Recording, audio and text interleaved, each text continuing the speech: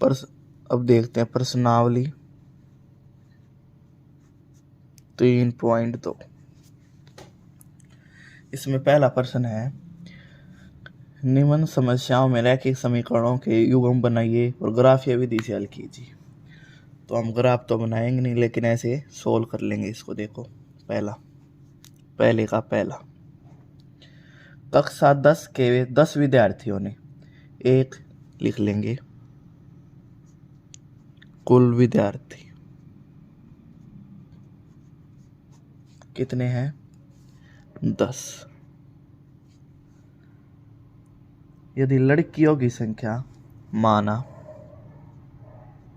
लड़कियों की संख्या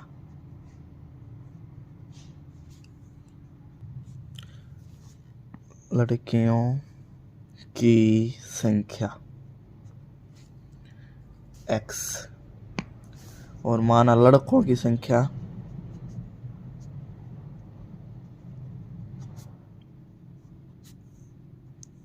y। ठीक। अब इसमें कह रखे कि आगे कि यदि लड़कियों की संख्या लड़कों की संख्या 4 अधिक है, यानी जो लड़कियों की संख्या और लड़कों की संख्या बराबर रख दिया। लड़कियों की संख्या 4 अधिक है, हमें दोनों बराबर चाहिए, तो 4 इसमें जोड़ दो। ठीक है, हो गए दोनों बराबर। लड़कियों की 4 अधिक थी, लड़कों में 4 जोड़ दो, हो गए बराबर। ये मान लिए पहली इक्वेशन है हमारा। और दूसरी इक्वेशन देखो, तो कुल विद्यार्थी कितने? 10, यानी लड़के लड़कियां और लड़के दोनों मिला के 10 है। ठीक। अब देखो x की वैल्यू इसमें पुट कर दो। x का मान समीकरण 2 में रखने पर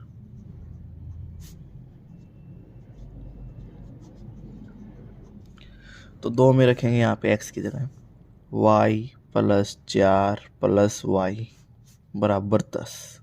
y और y 2y + 4 बराबर 10। 4 को इस साइड ले जाओ, 2y बराबर 6 और y का मान आ जाएगा 3। 2 से कट जाएगा ना, 2 एकम 2, 2 3 6, नीचे आ गए। तो y का मान 3। y का मान इसमें पहले इंपुट कर दो चाहे दूसरे में, मर्जी है। y का मान समीकरण 2 में रखने पर, 1 में रखने पर, 1 कर दिया मैंने,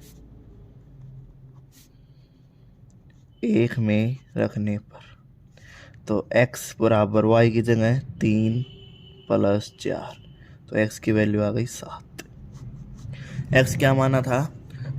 लड़कियों की संख्या, तो लिख देंगे अतः लड़कियों की संख्या जो है y है 7 और लड़कों की संख्या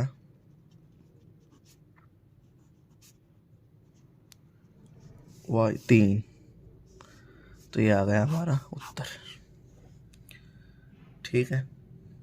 इसमें इसका दूसरा जो पार्ट है वो देखो,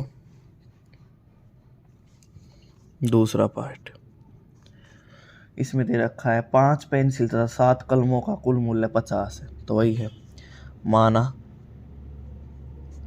पेंसिल का मूल्य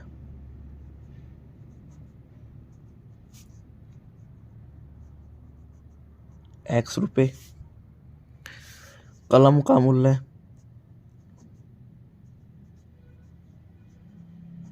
y रुपए। तो उसने कितनी कलम ली? पेंसिल और 5 पेंसिल, 5x, 7 कलम, तो 7y, कितने रुपए दिए? 50। ये पहला समीकरण। फिर 7 पेंसिल और 5 कलम, इसके रुपए दिए उसने 46। अब देखो x या y दोनों को बराबर करते हैं। तो देखो यहाँ यदि मैं इसको पूरी के 7 से गुणा कर दूँ, 7 5 35, और इसको 5 से कर दूँ, 5 7 35, तो दोनों बराबर हो जाएंगे। तो लिख देंगे समीकरण 1 को 7 से तथा समीकरण 2 को 5 से गुणा करने पर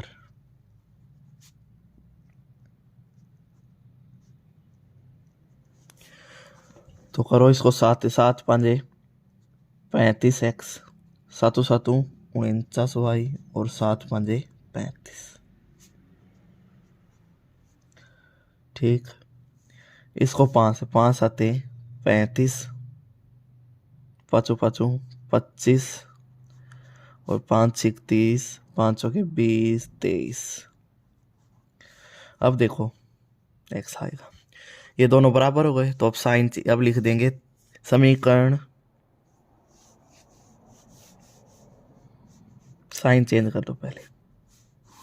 ये क्या किया हमें, समीकरण 3 में से 4 को घटाया है तो लिख दो यहाँ पे समीकरण 3 में से समीकरण 4 घटाने पर।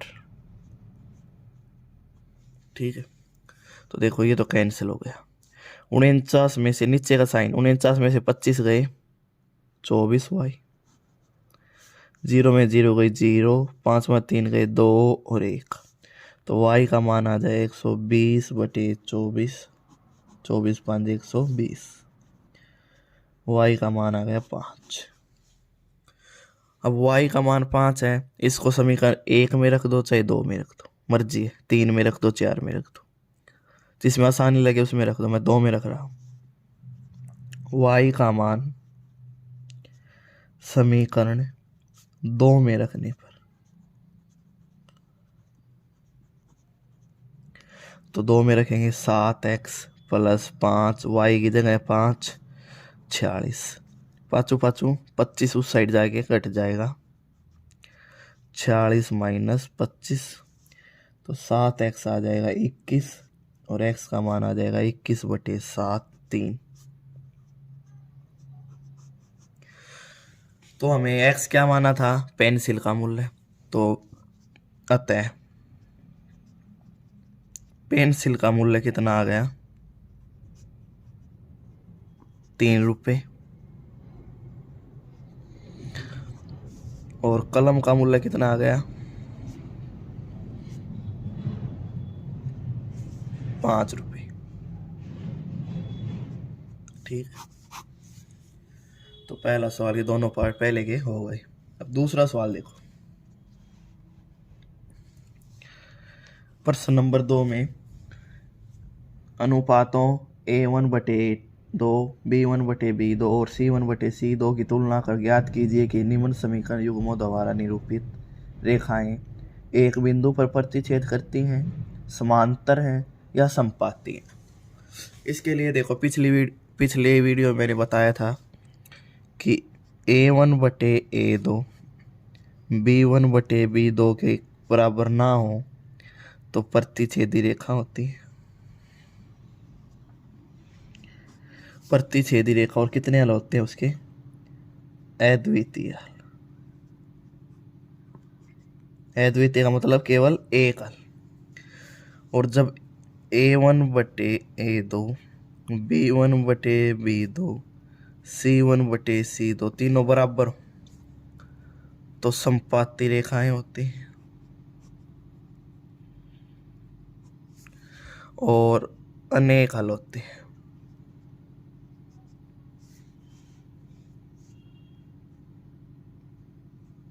अनेक इसके हल होते और अनेक हल और A1/A2 B1/B2 ये बराबर ना हो C1/C2 के तो ये होती हैं समांतर।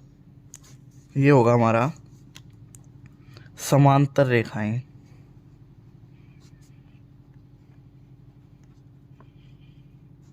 और समांतर रेखाएं हैं तो कोई हल नहीं।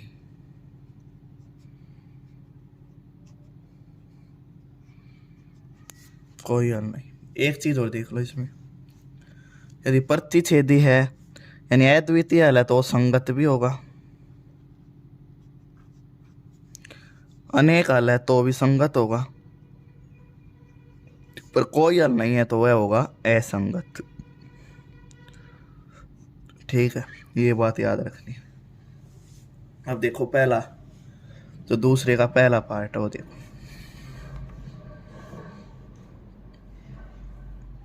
वो हमें दिया है 5x माइनस 4y प्लस 8 बराबर 0, 7x प्लस 6y माइनस 9 बराबर 0। तो रख दो 5/7, 4/6, 8/-9।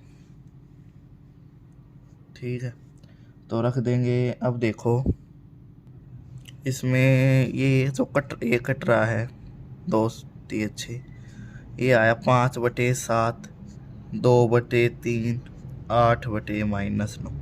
तो साइन वो भी लिखने। तो देखो पहले वाले बराबर हैं, यहाँ 5/7 यहाँ 2/3 बराबर नहीं। यदि बराबर ना हो तो कौन सी रेखाएं होती हैं? देखो पहले ही बराबर ना हो तो प्रतिच्छेदी रेखाएं। तो यहाँ लिख देंगे प्रतिच्छेदी रेखा। ठीक है, दूसरा देखो इसका, दूसरे में है 9x प्लस 3y प्लस 12 बराबर 0, 18x प्लस 6y प्लस 24 बराबर 0। तो रख दो बटे में 9/18, 3/6, 12/24। 9 एकम 9, 9 दूनी 18, 3 एकम 3, 3 दूनी 6, 12 एकम 12, 12 दूनी 24। तो ये तो क्या आ गया 1/2, 1/2 और 1/2, तीनों बराबर आ गई। यदि तीनों बराबर हो तो हमारी होती हैं समपाती रेखाएं, समपाती रेखाएं। ठीक है, तीसरा देखो, इसका जो तीसरा पार्ट है उसमें है 6x माइनस 3y प्लस 10 बराबर 0, 2x माइनस y प्लस 9 बराबर 0। तो रख दो 6/2 माइनस 3/y के आगे क्या है माइनस, यानी -1, 10/9। माइनस से माइनस कैंसिल, 2 एकम 2, 2 तिया 6, ये कट नहीं रहा। तो ये आ गया 3 बराबर 3 बराबर 10/9। ये दोनों तो बराबर है पर ये बराबर नहीं है। जब तीसरा बराबर ना हो तो हमारी होती है, ये देखो यहाँ पे समांतर रेखाएं। तो लिख देंगे समांतर रेखा। ठीक, तो दूसरा प्रश्न हमारा कंप्लीट है। तीसरा देखो, प्रश्न नंबर 3। इसमें करना है हमें अनुपातों A1/A2, B1/B2, C1/C2 की तुलना कर ज्ञात कीजिए कि निम्न रैखिक समीकरणों के युग्म संगत या असंगत। तो हमें ये बताना है कि अब ये संगत है या असंगत है। तो बताया था संगत असंगत के बारे में, एक बार फिर लिख लो, देख लो। जो अद्वितीय हल या अनेक हल होते हैं वे होते हैं संगत, और जो कोई हल नहीं होता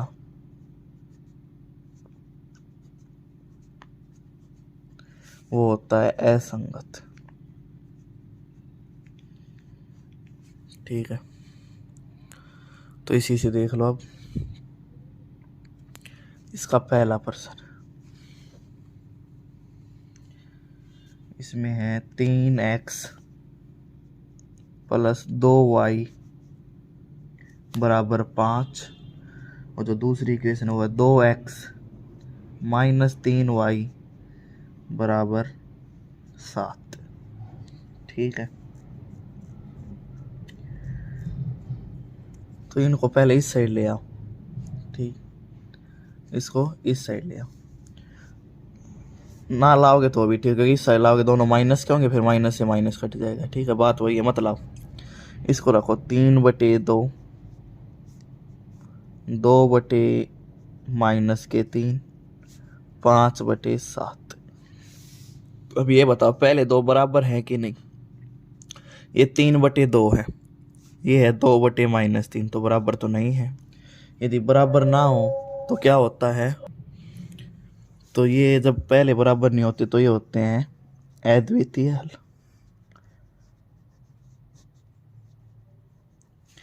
देखो यहाँ पे किया था, जब पहले दो बराबर ना हो तो प्रतिच्छेदी रेखाएं और अद्वितीय हल होता है। अद्वितीय हल हो तो संगत भी होते हैं।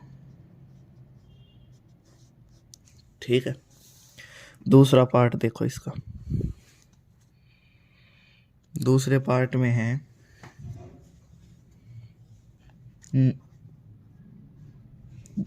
2x माइनस 3y बराबर 8, 5x माइनस 3y बराबर 11। नहीं, गलत लिख लिया ये थोड़ा। 6y माइनस के बराबर 9, ये है।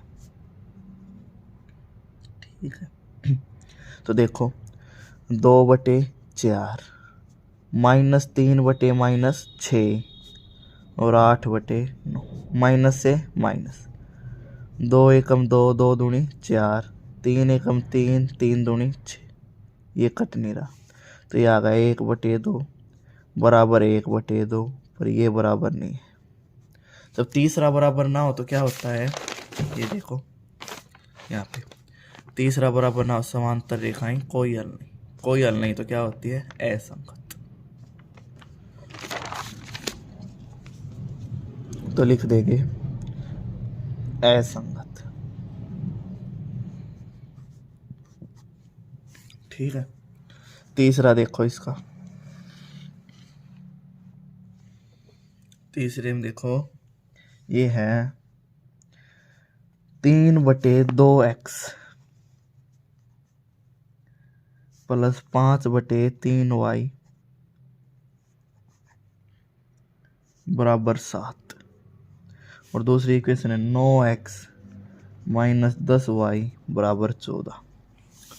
तो इसको रखो 3/2, तो 9 है, इसको यहीं पे 5/3 माइनस 10 7/14।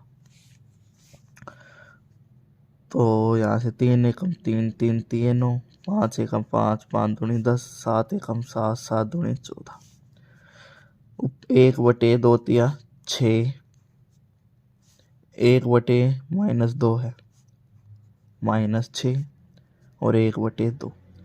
तो ये देखो ये दोनों बराबर हैं, तो कई को लग रहा होगा बराबर है, पर देखो ये माइनस है ये प्लस, तो इसका तो ये बराबर नहीं है। कई बच्चे होते हैं जिनको प्लस माइनस में कोई फर्क नहीं देता और इसको बराबर कर देते, लेकिन ये देखो ये माइनस का ये प्लस का तो बराबर नहीं है, और जब पहले ही बराबर ना हो तो क्या होता है हमारा, संगत। ठीक है, इसका चौथा पार्ट देखो। चौथे पार्ट में है 5x माइनस 3y बराबर 11, माइनस 10x प्लस 6y बराबर -22। रखो 5/-10 माइनस 3/6, 11/-22, काट दो। 5 एकम 5, 5 दूनी 10, 3 एकम 3, 3 दूनी 6, 11 एकम 11, 11 दूनी 22। देखो तीनों बराबर आ गए। यदि तीनों बराबर हैं तो क्या होता है, हमारा अनेक हल होते हैं, और अनेक हल होते हैं तो वो होता है संगत। ठीक है। पांचवा पार्ट देखो। पांचवा पार्ट है 4/3x प्लस 2y बराबर 8, 2x प्लस 3y बराबर 12। रखो 4/3, ये 2 यहीं पे आ जाएगा, 2/3 और 8/12। 2 एकम 2, 2 दूनी 4, 4 से 4 दूनी 8, 4 तिये 12। तो 2/3, ये भी 2/3 और ये भी 2/3, तीनों बराबर है। यदि तीनों बराबर हैं तो क्या आएगा, इसमें भी आ जाएगा संगत। तीनों बराबर हो तो क्या होता है, समान संपाती रेखाएं होती। अब एक बार ही नहीं हो, देख लो, देखो प्रतिच्छेदी रेखा कौन सी होती, देख लो एक बार। प्रतिच्छेदी रेखा होती है जो एक पॉइंट पे काटे, जैसे एक रेखा ये, दूसरी ये, कितने पॉइंट पे काट रही है, एक पे। संपाती क्या होती है, देखो जैसे एक रेखा ये तो दूसरी बिल्कुल इसके ऊपर, एक रेखा के ऊपर दूसरी रेखा होगी तो होगी संपाती। समांतर देखो, समांतर रेखा वो होगी जैसे एक रेखा ये, दूसरी ये कहीं नहीं मिलेंगी, ये होती है समांतर। ठीक है। इसका चौथा प्रश्न देखो। चौथे में है, निम्न रैखिक युग्मों समीकरणों के युग्म में से कौन से युग्म संगत या असंगत है। संगत हो तो ग्राफीय विधि से हल कीजिए। ग्राफ से करने की जरूरत नहीं है, HBSC में कोई ग्राफ का नहीं आता है। ये देख लो कि संगत है या असंगत। तो देखो पहला है x प्लस वाई बराबर 5 और 2x प्लस 2y बराबर 10। तो 1/2, 1/2 और 5/10 काट दो, 5 एकम 5, 5 दूनी 10, तीनों बराबर। यदि तीनों बराबर होंगी तो क्या होंगी, संगत। और तीनों बराबर होती तो कौन सी रेखा होती है, संपाती, यानी एक रेखा के ऊपर दूसरी रेखा। दूसरा पार्ट, x माइनस वाई बराबर 8, 3x माइनस 3y बराबर 16, 1/3 माइनस 1/-3 और 8/16। 8 एकम 8, 8 दूनी 16, माइनस से माइनस कैंसिल, ये आ गया 1/3 बराबर 1/3, 1/2। ये बराबर नहीं है।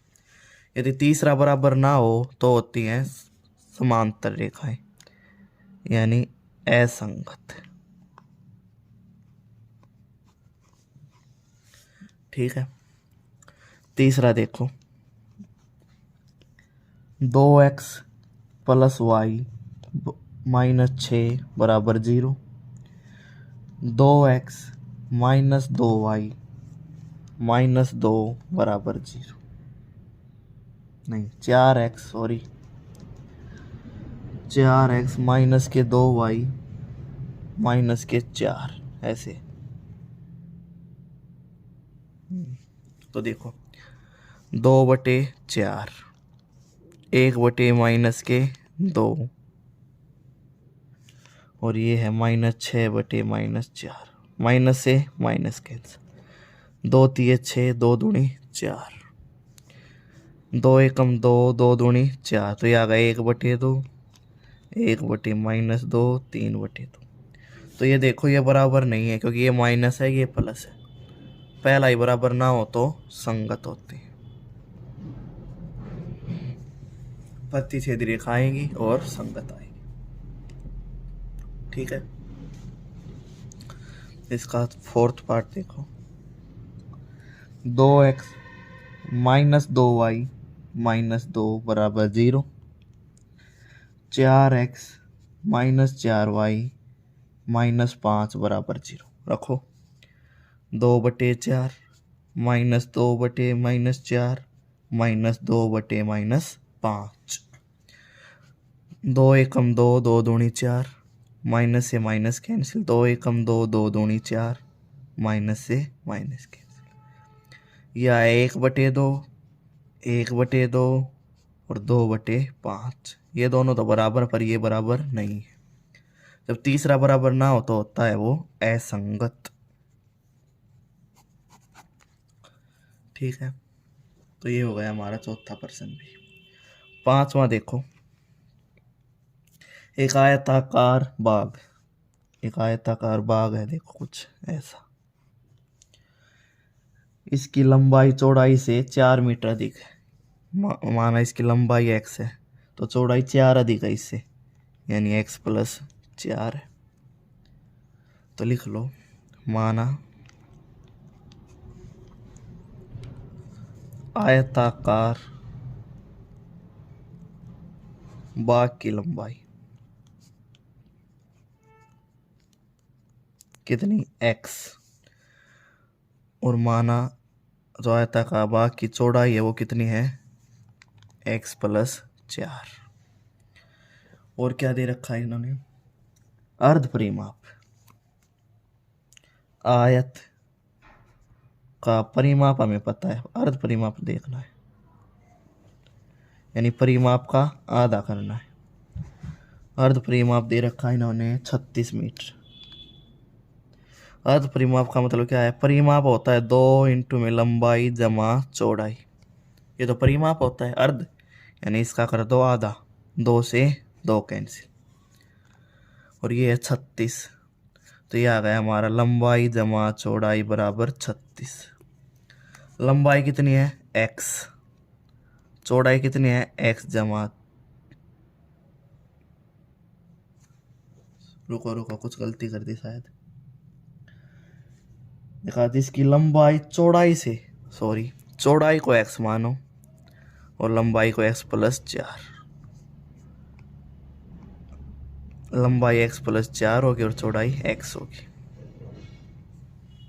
ठीक है, क्योंकि लंबाई चौड़ाई से अधिक है, यानी चौड़ाई x है तो लंबाई कितनी x प्लस 4 होगी, सॉरी। तो x प्लस 4 लंबाई और चौड़ाई है x बराबर 36। अब देखो x और x कितने हो जाएंगे, 2x प्लस के 4 बराबर 36। 4 को इस साइड ले जाओ, 2x, 4 36 में से 4 जाएंगे तो 32। x का मान आ जाएगा 32/2, 16, यानी x आ गया हमारा 16 मीटर। यदि x 16 है यानी उसकी चौड़ाई कितनी आ गई 16 मीटर। तो लंबाई कितनी होगी, तो लंबाई जो हमारा फॉर्मूला था कितनी थी, लंबाई x जमा 4, यानी x कितना है हमारा 16 प्लस में 4 कितना हो गया 20।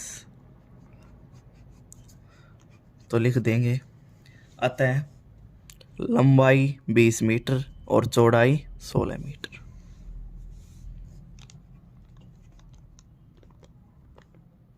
आखिर में लिख देंगे कि अतः बाग की लंबाई 20 मीटर है और बाग की चौड़ाई 16 मीटर। ठीक है, कर लोगे।